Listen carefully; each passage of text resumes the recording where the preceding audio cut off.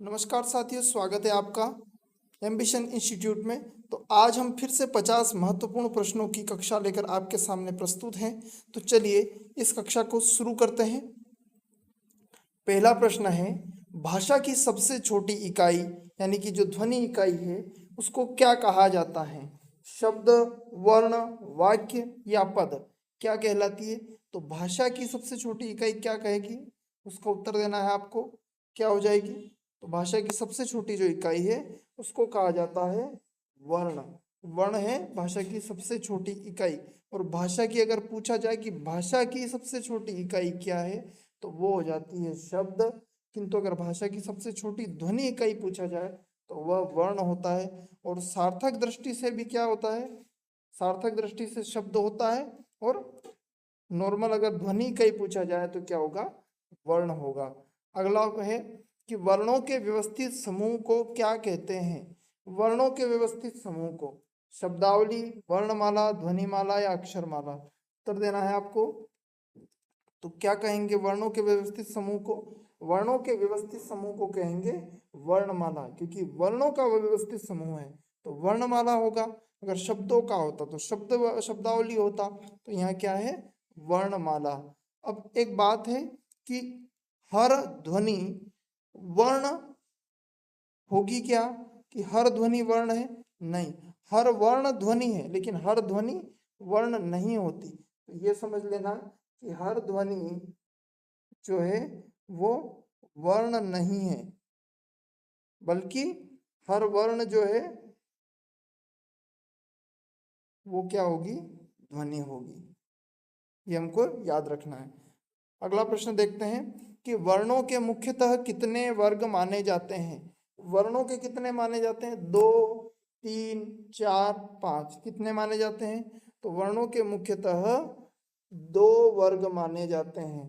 कौन कौन से हैं? एक होता है स्वर और एक होता है व्यंजन। तो ये वर्णों के 2 वर्ग माने जाते हैं। अगला प्रश्न देखते हैं, निम्न में से कौन सा स्वर है? क, य, अ या म? तो कौन सा स्वर हो जाएगा? तो इसमें स्वर हो जाएगा ऑप्शन सी अ। अ से लगाकर ओ तक ये सारे स्वर आते हैं और क से लगाकर ग तक या फिर यूं कहें कि ह तक सारे स्वर आते हैं। आगे बढ़ते हैं, निम्न में से कौन सा व्यंजन है? आ, ई, ओ या क? क्या हो जाएगा? इसमें व्यंजन कौन सा है? आ स्वर है, ओ स्वर है, ई स्वर है, लेकिन क क्या है हमारा? सही उत्तर हो जाएगा क जो है व्यंजन है। अगला प्रश्न है कि निम्न में से कौन सा अंतस्थ व्यंजन है? कौन सा है अंतस्थ व्यंजन? श, र, स या ह? अंतस्थ व्यंजन कौन सा हो जाएगा? तो अंतस्थ व्यंजन हो जाएगा हमारा ऑप्शन बी र। अंतस्थ व्यंजन कितने होते हैं? 4। कौन कौन से होंगे? य, र, ल और व। ये हमारे 4 अंतस्थ व्यंजन होते हैं। तो चलिए आगे बढ़ते हैं। अगला प्रश्न है, निम्न में से कौन सा ऊष्म व्यंजन है? ऊष्म क्या ल होगा? व, श या र? कौन सा है ऊष्म व्यंजन? ऊष्म व्यंजन हो जाएगा हमारा ऑप्शन सी श। अगला प्रश्न है, अंतस्थ व्यंजनों की संख्या कितनी है? 2, 3, 4 या 5? पूर्व में हम पढ़ चुके हैं कि कितनी होगी अंतस्थ व्यंजनों की संख्या। तो अंतस्थ व्यंजनों की संख्या होगी ऑप्शन सी 4। अगला प्रश्न है, निम्न में से कौन सा अंतस्थ व्यंजनों का सही समूह है? श, स, सह, य, र, ल, व, क, च, ट, तप या अंग, ण, य और न? कौन सा हो जाएगा? तो इसमें से जो होगा हमारा ऑप्शन डी य, र, ल, व। पूर्व में आपको बता चुका हूं कि ये 4 अंतस्थ व्यंजन होते हैं। अगला प्रश्न है कि ऊष्म व्यंजनों का सही समूह कौन सा है? ऊष्म व्यंजन कौन से होंगे? य, र, ल, व, क, ख, ग, घ, श, स, स या अंग या? ये कौन से हो जाएंगे? तो इसमें जो ऊष्म व्यंजन है जिनको बोलने पर वायु में घर्षण या ऊष्मा उत्पन्न होती है वो होते हैं ऑप्शन सी श, स और ह। अगला प्रश्न है, ह्स्व स्वर की मात्रा कितनी होती है? 1, 2, 3, 4? कितनी होती है? ह्रस्व स्वर जो होते हैं इनकी मात्रा होती है एक। ऑप्शन ए इसका सही हो जाएगा। ह्रस्व स्वर में एक ही मात्रा होती है। अगला प्रश्न है दीर्घ स्वर की मात्रा कितनी होती है? तो दीर्घ स्वर में क्या एक होगा, दो, तीन, चार, कितनी हो जाएगी मात्रा? तो इसका ऑप्शन हो जाएगा ऑप्शन बी, दो मात्राएं। ह्रस्व स्वर में एक मात्रा होती है, दीर्घ स्वर में दो मात्रा होती है। अगला ऑप्शन प्रश्न है कि प्लुत स्वर में मात्रा की संख्या कितनी मानी जाती है? तो क्या एक होगा, दो, तीन, चार, कितनी होती है? तो प्लुत स्वर में जो है जो मात्रा की जो होती है वो होती है तीन मात्राएं। कितनी? तीन मात्राएं। तो जो ह्रस्व स्वर है उसमें एक मात्रा, दीर्घ स्वर में दो मात्रा और प्लुत स्वर में तीन मात्रा होती हैं। यानी कि इनको बोले जाने में समय एक, दो, तीन, यानी कि पहली में कम लगता है, दूसरी में उसका दो गुना और तीसरी में उसका तीन गुना, तीन मात्राओं का समय लगता है। अगला प्रश्न है निम्न में से कौन सा ह्रस्व स्वर है? आ, ई, उ या ए? कौन सा है? तो जो ह्रस्व स्वर है वो कौन सा हो जाएगा इसमें? ऑप्शन सी, उ, यह हो जाएगा ह्रस्व स्वर। अगला प्रश्न है निम्न में से कौन सा दीर्घ स्वर है? तो अ, ई, उ या औ, कौन सा दीर्घ स्वर हो जाएगा? तो इसमें दीर्घ स्वर हो जाएगा ऑप्शन डी, ओ। अगला प्रश्न है विशेष बल, पुकार या संबोधन आदि में किस स्वर प्रकार का प्रयोग किया जाता है? ह्रस्व, दीर्घ, प्लुत या संयुक्त? इस प्रकार का स्वर पुकारा जाएगा, इसमें किस स्वर का प्रयोग किया जाएगा? तो हो जाएगा ऑप्शन सी, प्लुत स्वर। अगला प्रश्न है निम्न में से कौन सा स्वर का वर्गीकरण करने का आधार नहीं है? जीवा की स्थिति, ओष्ठ की स्थिति, नासिकता की स्थिति या शब्द की लंबाई? स्वर का वर्गीकरण किसके आधार पर नहीं होता है? शब्द की लंबाई। शब्द की लंबाई के आधार पर स्वर का वर्गीकरण नहीं होता है। जीवा की स्थिति के आधार पर होता है, होठ की स्थिति के आधार पर होता है, लेकिन नासिकता के आधार पर नहीं होता। तो नासिकता के आधार पर भी होता है अनुनासिक अनुस्वार, लेकिन शब्द की लंबाई के आधार पर नहीं होता। अगला प्रश्न है ए और ओ को उच्चारण की दृष्टि से किस रूप में भी समझा जा सकता है? नासिक्य, संयुक्त द्विस्वर, ऊष्म या अंतस्थ? तो ए, ऐ और औ को उच्चारण की दृष्टि से क्या समझा जा सकता है? कि नासिक्य होगा, नहीं है, ऊष्म नहीं है, अंतस्थ भी नहीं है। ये क्या है? संयुक्त या द्विस्वर। कैसे? जो ये ऐ है ये बनता है अ धन ई से, ऐ बनता है, और औ जो है वो बनता है अ और उ से, इसीलिए क्या हो जाएगा? ये द्विस्वर भी कहेंगे इसको और संयुक्त स्वर भी कहेंगे। अगला प्रश्न है स्पर्श व्यंजनों की कुल संख्या कितनी है? ए 20, 24, 25 या 30, कितनी होगी? तो जो स्पर्श व्यंजन है वो रहते हैं कुल 5 वर्ग में, और हर वर्ग में रहते हैं 5 व्यंजन। कितने रहते हैं? 5 व्यंजन, तो कुल हो गए 25। तो ऑप्शन सी हमारा सही उत्तर हो जाएगा। अगला प्रश्न है स्पर्श व्यंजनों के कुल कितने वर्ग हैं? कितने वर्ग हैं? अभी हाल ही में मैंने बताया है कितने वर्ग हो जाएंगे, इसके वर्ग हो जाएंगे 5 वर्ग।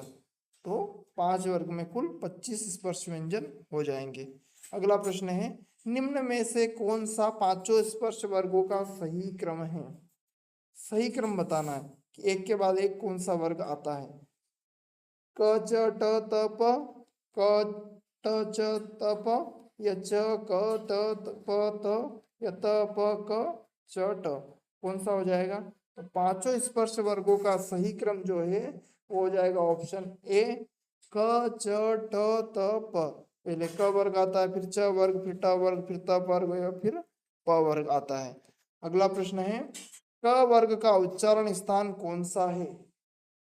क वर्ग का क्या तालु होगा, कंठ होगा, दंत होगा और ओष्ठ होगा? तो क्या हो जाएगा इसका उत्तर? इसका उत्तर होगा कंठ वर्ग। सही उत्तर इसका हो जाएगा। क के जितने भी वर्ण हैं क, ख, ग, घ, घ, ये सारे कंठ से बोले जाते हैं। अगला प्रश्न है च वर्ग का उच्चारण स्थान कौन सा है? च वर्ग का तालु, कंठ, मूर्धा या ओष्ठ, क्या हो जाएगा? तो जो च वर्ग होता है, इसमें कौन कौन से वर्ण होते हैं? च, छ, ज, झ, यम। इसका उच्चारण स्थान क्या होता है? इसका उच्चारण स्थान होता है तालु। अगला प्रश्न है, ट वर्ग का उच्चारण स्थान कौन सा होता है? क्या दंत होता है, तालु, मूर्धा या कंठ? तो इसका उच्चारण स्थान क्या होगा? इसका उच्चारण स्थान हो जाएगा मूर्धा, यानी कि ये मूर्धन्य वर्ण होते हैं। अगला प्रश्न है, त वर्ग का उच्चारण स्थान कौन सा होगा? दंत, ओष्ठ, कंठ, तालु, क्या हो जाएगा? तो त वर्ग का उच्चारण स्थान जो होगा वो होगा दंत। दांतों से जीभ हमारी टकराती है, इसीलिए त वर्ग के जितने भी हैं उनको सबको दंत वर्णन कहते हैं। अगला प्रश्न है, प वर्ग का उच्चारण स्थान क्या होगा? तो प वर्ग का क्या होगा? मूर्धा, तालु, ओष्ठ और कंठ। तो प वर्ग का क्या हो जाएगा? ओष्ठ, यानी कि होठों से प वर्ग के जितने भी हैं उनकी होठों से आवाज आती है। अगला प्रश्न है, निम्न में से कौन सा उच्चारण स्थानों का सही क्रम है? कंठ, तालु, मूर्धा, दंत, ओष्ठ, तालु, कंठ, दंत, मूर्धा, ओष्ठ, कंठ, दंत, तालु, ओष्ठ, मूर्धा, या ओष्ठ, दंत, मूर्धा, तालु, कंठ, क्या हो जाएगा? तो इसका सही उत्तर जो होगा वो कंठ, तालु, मूर्धा, दंत और ओष्ठ, ऑप्शन ए सही हो जाएगा। अगला प्रश्न है, प्रत्येक स्पर्श वर्ग में कुल कितने वर्ण होते हैं? तो ये भी हम पहले पढ़ चुके हैं, 3, 4, 5 या 6, कितने हो जाएंगे? तो वर्ण की संख्या क्या हो जाएगी? प्रत्येक स्पर्श वर्ग में 5, हर वर्ग में 5 अक्षर और 5 ही कुल वर्ग होते हैं। अगला प्रश्न है, प्रत्येक स्पर्श वर्ग का पहला वर्ण होता है सघोष महाप्राण, अघोष अल्प प्राण, सघोष अल्प प्राण या अघोष महाप्राण। तो स्पर्श वर्ग का पहला वर्ण क्या हो जाएगा? वो अघोष भी होता है और अल्प प्राण भी होता है, तो ऑप्शन बी हमारा सही हो जाएगा। अगला प्रश्न है, प्रत्येक स्पर्श वर्ग का दूसरा वर्ण होता है, दूसरा वर्ग क्या होता है? अघोष अल्प प्राण, महाप्राण, सघोष महाप्राण, अघोष अल्प प्राण या सघोष अल्प प्राण, क्या होगा? तो जो दूसरा वर्ण होता है वो होता है, पहली बात तो अघोष होता है और वो महाप्राण होता है, ऑप्शन ए हमारा सही हो जाएगा। अब आती है बात कि प्रत्येक स्पर्श वर्ग का तीसरा वर्ण होता है अघोष अल्प प्राण, अघोष महाप्राण, सघोष अल्प प्राण या सघोष महाप्राण, क्या होगा?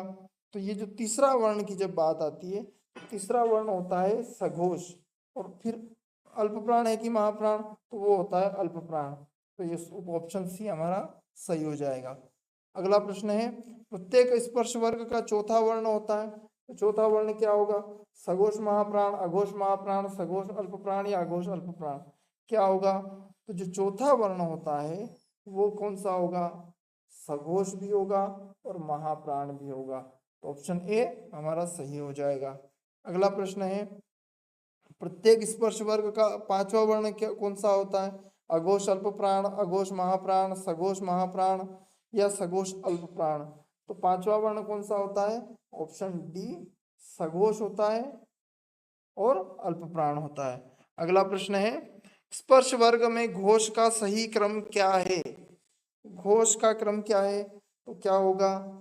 अघोष, सघोष, अघोष, सघोष, अघोष या अघोष, अघोष, सघोष, सघोष, सघोष, सघोष, सघोष, अघोष, सघोष, सघोष या सघोष, अघोष, सघोष, अघोष, सघोष, कैसे होगा? तो इसका जो होगा, पहले दो क्या होते हैं? अघोष होते हैं और आखिरी के 3 क्या होते हैं? सघोष होते हैं, तो ऑप्शन बी हमारा सही हो जाएगा। पहले 2 क्या है? अघोष हैं। अगला प्रश्न है, स्पर्श वर्ग में प्राण का सही क्रम क्या है? महाअल्प, महाअल्प, महाअल्प, अल्प, महाअल्प, अल्प, महाअल्प, महाअल्प या महाअल्प, अल्प, महा, क्या हो जाएगा? तो इसमें स्पर्श वर्ग में क्या होता है कि प्राण का सही क्रम, एक अल्प प्राण होता है, दूसरा महाप्राण, तीसरा अल्प प्राण, चौथा महाप्राण और पांचवा अल्प प्राण। तो 1, 3, 5 ये क्या होते हैं? अल्प प्राण होते हैं और 2 और 4 ये महाप्राण होते हैं, तो ये ऑप्शन सी हमारा सही हो जाएगा। अगला प्रश्न है, क वर्ग का सही वर्ण परिचय क्या है? ये कंठ है, अघोष है, अल्प प्राण है, ये तालव्य है, सघोष है, महाप्राण है, ये दंत है, अघोष है, महाप्राण है, ओष्ठ है, सघोष है, अल्प प्राण है, क्या होगा? तो क वर्ग का सही परिचय होता है, ये कंठ वर्ण होता है, ये अघोष भी होता है, ये अल्प प्राण भी होता है। तो क्या होगा, ऑप्शन ए हमारा सही हो जाएगा। अगला प्रश्न है, घ का सही वर्ण परिचय क्या है? घ क्या है? कंठ सघोष महाप्राण, तालव्य अघोष अल्प प्राण, मूर्धन्य सघोष अल्प प्राण या दंत्य अघोष महाप्राण। तो पहली बात तो घ की जब बात आती है तो पहली बात ये कि वो कंठ है, तो ऑप्शन ए वैसे ही सही हो जाता है, ये सघोष भी और महाप्राण भी है। अगला प्रश्न है कि थ का सही वर्ण परिचय क्या है? कंठ सघोष अल्प प्राण, दंत अघोष महाप्राण, तालव्य अघोष अल्प प्राण या ओष्ठ सघोष महाप्राण। क्या होगा इसका उत्तर? तो थ वर्ण कैसा है? थ वर्ण है दंत वर्ण। कैसा है? दंत वर्ण है, ये अघोष भी है और ये महाप्राण है। तो ऑप्शन बी हमारा सही हो जाएगा। अगला प्रश्न है, अल्प प्राण का संबंध किससे है? अधिक श्वास वायु से, कम श्वास वायु से, स्वर की लंबाई से या नासिकता से। तो किससे होता है? प्राण का अर्थ होता है हवा या श्वास, तो ये क्या होगा? अल्प प्राण यानी कि कम प्राण या कम श्वास, तो कम श्वास वायु, ऑप्शन बी हमारा सही उत्तर हो जाएगा। अगला प्रश्न है, महाप्राण वर्णों में किसका प्रयोग अपेक्षाकृत अधिक होता है? महाप्राण वर्णों में नासिक के ध्वनि का, श्वास वायु का, स्वर दीर्घता का या जिह्वा का कंपन क्या होता है? तो इसका सही उत्तर हो जाएगा अधिक श्वास वायु का इसमें प्रयोग होता है, इसलिए इनको महाप्राण कहते हैं। अगला प्रश्न है, सघोष वर्णों में क्या होता है? स्वर तंत्रियों का कंपन, वायु का पूर्ण अवरोध, केवल नासिका से वायु या स्वर का लोप। क्या होता है? तो सघोष और अघोष में एक ही फर्क है कि अघोष में स्वर तंत्रियों का कंपन नहीं होता और सघोष में स्वर तंत्रियों का कंपन होता है। तो ऑप्शन ए हमारा सही हो जाएगा। अगला प्रश्न है कि अघोष वर्णों में क्या नहीं होता? तो हमने अभी जाना है कि वायु प्रवाह, उच्चारण, स्वर तंत्रियों का कंपन या मुख का प्रयोग क्या नहीं होता? तो स्वर तंत्रियों का कंपन इसमें नहीं होता, ये हमको समझना है। अगला प्रश्न है, प्रत्येक स्पर्श वर्ग का पांचवा वर्ण कहलाता है, क्या कहलाएगा? ऊष्म, अंतस्थ, पंचमाक्षर या संयुक्त व्यंजन। प्रत्येक स्पर्श वर्ग का, पहली बात है कि व्यंजन तो होगा ही, पर क्या है वो? ऊष्म है, अंतस्थ है, पंचमाक्षर या संयुक्त व्यंजन है। पांचों व्यंजन की ही परिभाषा है, तो वो क्या हो जाएगा? पंचम अक्षर दे रखा है कि पांचवा वर्ण है, तो वो क्या हो जाएगा? पंचमाक्षर।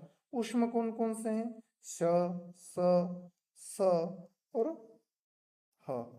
अंतस्थ कौन से हैं? य, र, ल और व।